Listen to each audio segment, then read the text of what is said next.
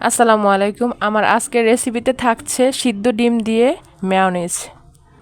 সিদ্ধ ডিম দিয়েও যে এত মজা করে মেয়োনিজ তৈরি করা যায়, আগে যদি জানতাম তাহলে কাঁচা ডিম দিয়ে কখনই মেয়োনিজ তৈরি করতাম না। কাঁচা ডিমের মেয়োনিজ পরিবারের সবাই পছন্দ করলেও আমি কিন্তু একদমই পছন্দ করতাম না, কারণ কাঁচা ডিমের স্মেল আমার কাছে একদমই ভালো লাগতো না। তবে সিদ্ধ ডিমের মেয়োনিজ তৈরি করার পর যখন খেয়ে দেখলাম, তখন আমার কাছে সিদ্ধ ডিমের মেয়োনিজ এত ভালো লেগেছে যে আমি সিদ্ধ ডিমের মেয়োনিজের ফ্যান হয়ে গেলাম।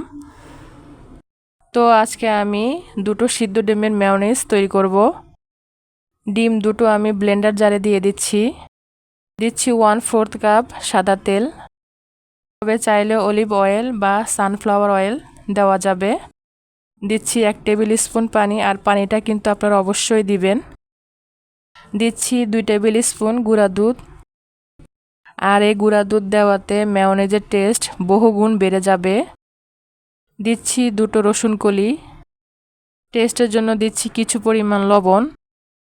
দিচ্ছি 1/2 চা চামচ কালো গোলমরিচের গুঁড়া। দিব 1 টেবিল স্পুন ভিনেগার।